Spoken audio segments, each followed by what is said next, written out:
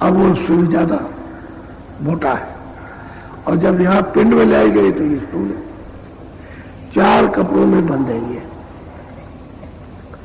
ये स्टूल है, लिंग है, सूक्ष्म है और कारण है। तो अब उसमें अब वही कपड़ा इसमें आ गया तीनों। इस तरीके जब निकलेंगे तो बस अपना अपना छोड़ेंगे। ये छोड़ देगा फिर ऊपर में लिंग छोड़ देगा, फिर ऊपर में सूक्ष्म छोड़ेगा और त्रिकुटी में कारण छोड़ देगा। जब कारण छोड़ देगा तो सूरत आजाद होगा कर्मों से, चाहे पाप हो चाहे पुण्य हो, कुछ भी हो, कोई कर्म सबसे अलग हो जाएगा, तब गुणातीत हो जाएगा, इन सबसे परे हो गए। फिर वो जब परे हो जाएंगे तो शब्द की धार में हो जाती है। इतने कपड़े कोई पार करने वाला हो तब तो उनके कर्मों को माफ कर सकता है, और पार नहीं आता जाता है तो माफ नहीं कर सकता। वो भोगेगा, वो बच नहीं सकता। तो कहते हैं कि ऐसे समृद्ध पुरुष की जरूरत है कि वो मिल जाए सौभाग्य से। अभी तो अपने अपने भाग की बात है कि जीव वहां तक पहुंच जाए सोच समझ करके। कुछ अपनी बुद्धि तो कम से कम काम में ले, तो सोच ले तो वहां तक पहुंचे तो काम बने। तो घाट पर बैठ करके तब मतलब यह है कि फिर गुरु कार्रवाई करते हैं, क्योंकि बाहर में बगैर दरवाजे के गुरु की कार्रवाई नहीं हो पाती। तो वास्तव में जो दया लेना चाहिए वो दया नहीं मिल पाती, क्योंकि घाट पर सुरत नहीं बैठी। अब ये घाट को छोड़ के मन इसको बुद्धि और चित्त खींचे खींचे इंद्रियों के दरवाजों पर, भोग विलासों में, तमाम वासनाओं में, इसमें ये लिप्त है तो भागता फिरता, कभी आंख पर, कभी कान पर, कभी नाक पर, कभी किसी पर, कभी इंद्री पर, कभी इधर कभी उधर भागता फिरता है। 9 दरवाजे उन पर चारों तरफ, तो स्थिर होता नहीं है, तो कार्रवाई नहीं हो पाती। जब उसको घेर के ले आएंगे और दोनों आंखों के सामने तिल पर जब उसको एकाग्र करेंगे, एकत्रित करेंगे, तो कार्रवाई शुरू कर देंगे। इसीलिए जोर देते रहते, कुछ करो कुछ करो कुछ करो, चेत के करो, को थोड़ा सा 2 मिनट रोको, 4 मिनट रोको, 10 मिनट रोक लो, थोड़ा रोकने की कोशिश करो, तो ये भागता रहता। तो असल में बात यह है कि आप में भूख नहीं है, प्यास नहीं है। अभी दर्शन दीदार की, इस जगत से छुटकारा पाने की अभी आपके अंदर तड़प नहीं है, उसको पाने की प्यास नहीं लगी, उसी में देर होती। लेकिन सत्संग सुनते सुनते प्यास भी लग जाएगी, भूख भी लग जाएगी और तड़प भी आ जाएगी सत्संग बगैर उसके। बोलो तो ये इस बात का ये ध्यान रखो कि उनके एक शब्द के कितने माने। एक ही शब्द लीजिए तो उसको कहते नहीं आप, और उसका पूरा नहीं होगा। इसलिए भजन करो, जो गुरु ने नामदान दिया है उसका भजन। घाट पर बैठ करके, और तो मतलब यह है कि जो सो गया है, आप सो गए उसकी तरफ से, तो आप धीरे से लग करके जाग जाओ। शब्द तो हो ही रहा, नाम तो हो रहा, नाम तो कभी बंद होता नहीं है। वो तो तुम्हारे ऊपर में पर्दे पड़े हुए, इसकी वजह से अचेत हो गए। अब गुरु चिता लेंगे, वो जगा लेंगे, लेकिन बैठे तो रहो सामने, सामना मत छोड़ो, इधर उधर हो जाओगे तो फिर बड़ा। तो सत्संग मुख्य है, बगैर सत्संग के कोई नहीं जान सकता, किसी को नहीं मिलता। और सत्संग के साथ सेवा, सेवा के साथ भजन, बस ये सत्संग सेवा भजन, सत्संग सेवा भजन। बोलो। मिली नर देह यह तुमको, बनाओ काज कछु अपना। कहते हैं नरदेह जो आपको मिली है, ये इसी लिए मिली है कि भवसागर से इस जीव को पार कर दो, इस सूरत को ले जाओ। दूसरा पार करने का कोई सदी नहीं है। इस मृतलोक में सबसे महान और ऊंचा और अमोला 84 का ये पूरा चक्कर काटने के बाद ये मिलता है। जब तक पूरा चक्कर नहीं काट लोगे, अपने अपने कर्मों का पूरा हिसाब, छोटे से छोटा बड़े से बड़ा, तब तक फिर नरदेही नहीं मिलेगी। तो इतना चक्कर काटने के बाद आपको नरदेही मिली, अब जगह पर आ गए, तो कहते हैं इससे कुछ काम करो अपने लिए। यानी सूरत के लिए। तो सूरत तो चेतन है और जड़ तो है नहीं, और सूरत कोई मन नहीं है, कोई बुद्धि नहीं है, कोई चित्त नहीं है, कोई अहंकार नहीं। ये सब चीजें अपने अपने स्थान की है। ये मसाला है, ये हमको दिया गया काम के लिए, जैसे ये दिया गया काम के लिए, ऐसे ही मसाला दे दिया गया। अब चेतनता से तो काम करता है, लेकिन वैसे जड़ है। वैसे मन बुद्धि चित्त ये चेतन नहीं है, ये तत्व है जड़। लेकिन जहां ये चेतनता है वहां चेतन हो रहा, उस चेतन के साथ। तो इनका भंडार है। जब ऊपर से सूरत उतरेगी तो पहले तो अकेली आई है शब्द के साथ, जब उतरेगी तो साथ साथ जब कपड़ा पहनाया जाएगा तो ये दिया जाएगा। कपड़े इसलिए पहनाया जाता है कि शब्द, स्पर्श, रूप, रस, गंध 5 चीजें, इसका बोध शुरू हो गया। शब्द का बोध, स्पर्श का बोध, स्पर्श कर दिया, रूप का रूप दिखाई दे रहा, सुगंधी है और रस है, मिठास, इन सब चीजों का बोध होने लगता है। ये चीजें मिली। जब नीचे कपड़ा, इसको और नीचे उतार करके कपड़ा पहना गया तो इसके साथ में मन, बुद्धि और चित्त और अहंकार 4 और लगा दिए। इसी के साथ शब्द, स्पर्श, रूप, रस, गंध और मन, बुद्धि, चित्त और अहंकार, ये हो गए 9। अब यार सूक्ष्म शरीर 9 तत्वों का हो गया, पहले 5 का था। और फिर और जब नीचे उतारा स्वर्ग बैठुन में तो लिंग शरीर 17 तत्वों का। उसके साथ क्या किया? 10 इंद्रिया और मन, बुद्धि, चित्त और अहंकार 10 4 चल, और रजोगुण, तमोगुण, तमोगुण ये 17 तत्वों का ये लिंग शरीर है। और जब यहां मृतलोक में यहां उतारा तो खाली 5 तत्व, जल, पृथ्वी, अग्नि, वायु, आकाश, उसका ये खोल है, ये यहां का। तो कहते हैं मिली नर्दे तुमको अब की बनाओ कुछ काज अपना। कहते हैं अपना काम कुछ करो, तुम जिधर से आए हो उन्हीं को उलट चलो। लेकिन उल्टोगे कैसे? कोई जानकार उल्टा हुआ मिले, कोई जानकार अनुभवी को मिल जाए तो उसके पास जाओ। अब खोज करते रहोगे कोई तो कहीं मिल जाएंगे।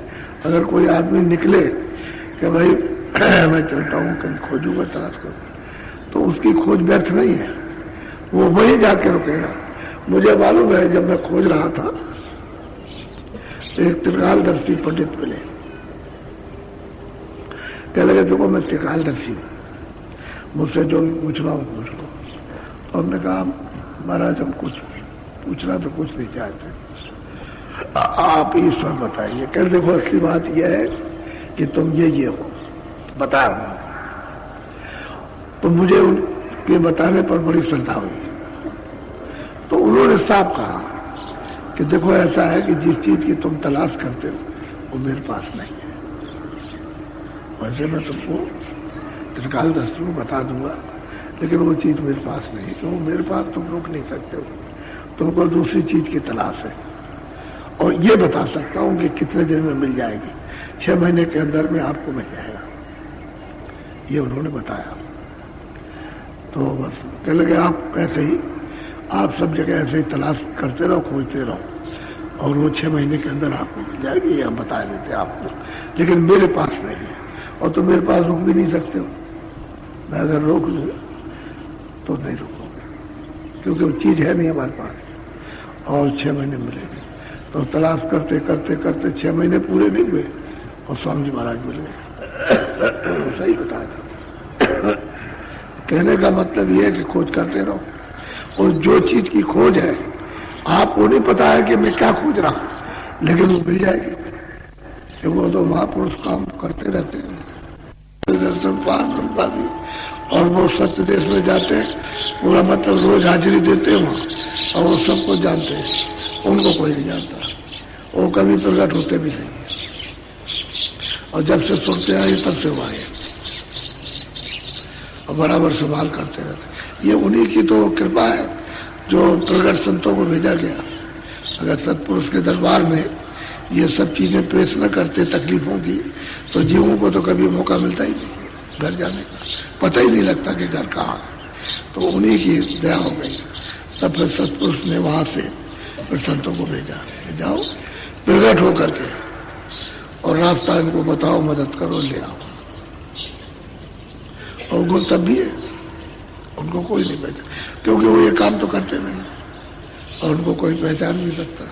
कहीं ऊँट चलाएंगे, कहीं कुछ करेंगे, कहीं कुछ ऐसा ये सब दिखावटी वो करते रहते, कोई नहीं जानता और जानते सब कुछ नहीं छुपा उनसे, क्योंकि रोज दरबार में हाजिरी देते और सबके पास जाते हैं, खुदा के पास भी और रब के पास और अल्लाह के पास, और ऊपर जाएंगे उसके पास लौट के आएंगे, लेकिन उनको नहीं कोई पहचान। इतना ही लोग जानते हैं कि बहुत सीधे है बस, इसके अलावा और कुछ नहीं।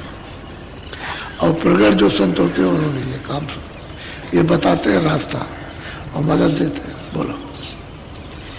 पांचों माते आई इस जग में, जानियो रहने का सुपना। क्यों इस जगह पे आकर के फंसते हो?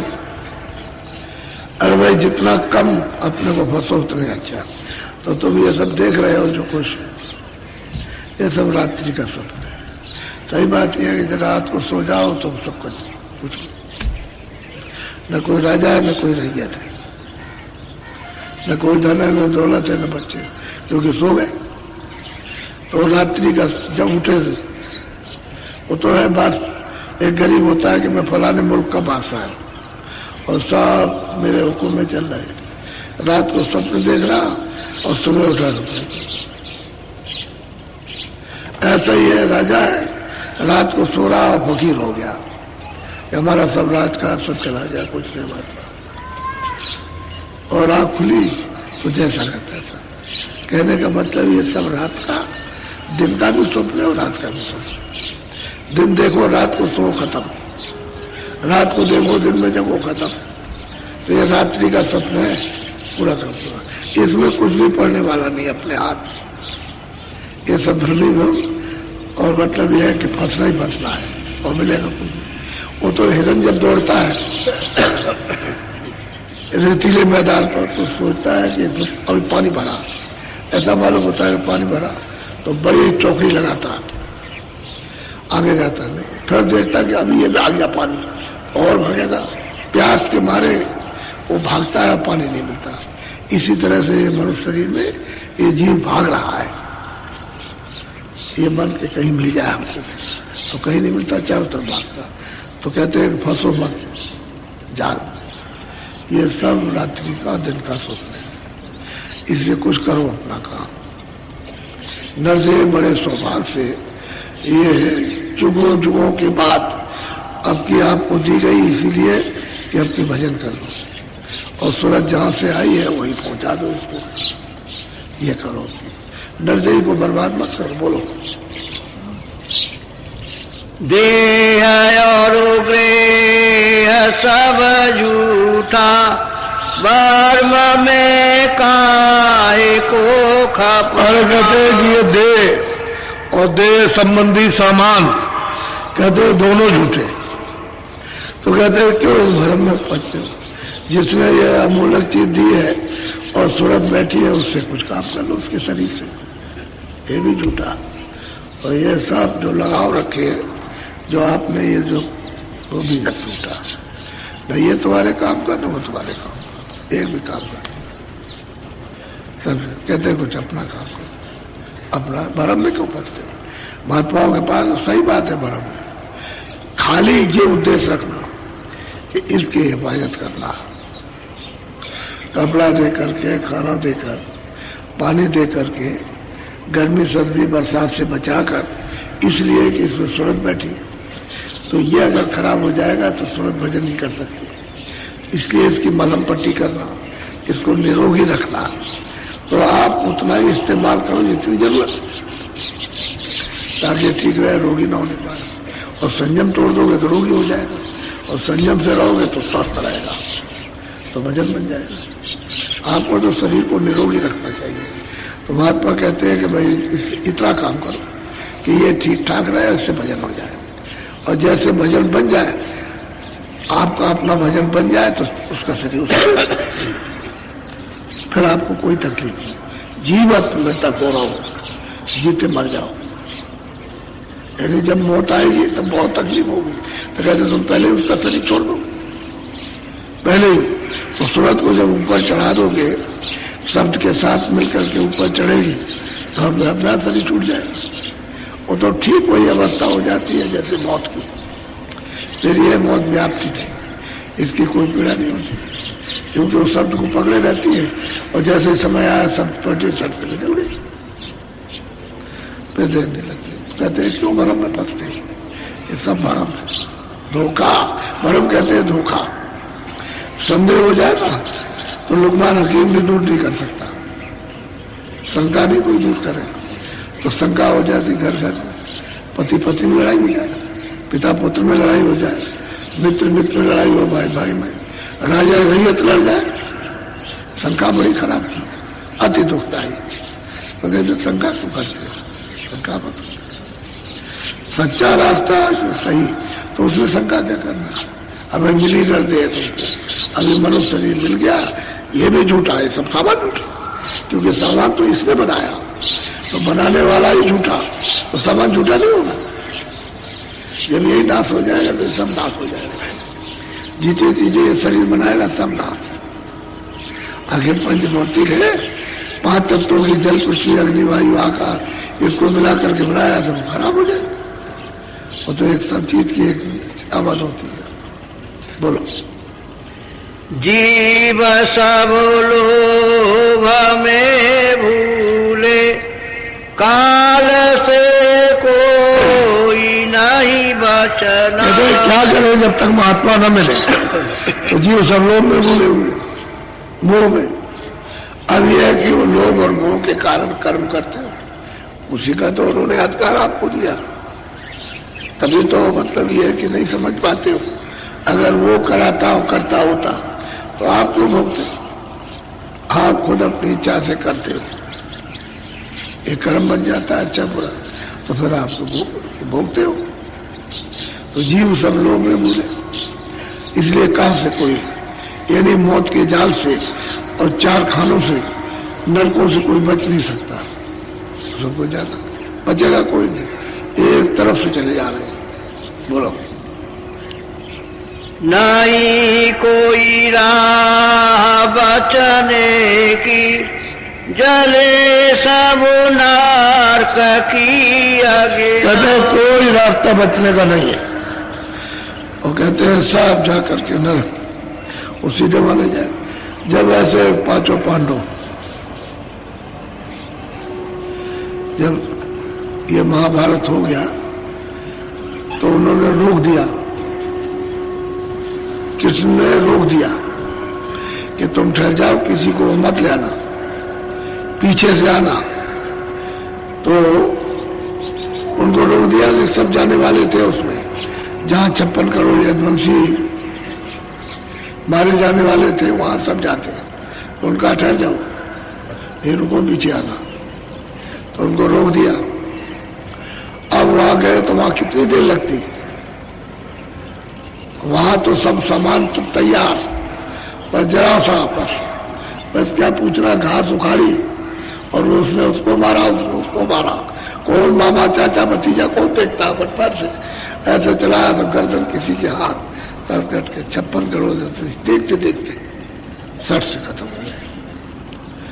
तब उन्होंने कहा कि देखो बोलो 5 पांडव द्रौपदी के साथ सीधे चले जाए माले में, उनको मनुष्य मारने की हत्या लगी है, सीधे जाए और बैतरनी नदी है उसमें एक एक करके डूब कर उसी में गल जाए। तब ये जब उस मैदान में गए तो किसी का धार खून की नदी, ये सब, किसी का कुछ, किसी के हाथ, किसी के पैर, ये सब। तो एक दिन पहले 4 और 4 बात कर रहे थे कि चलो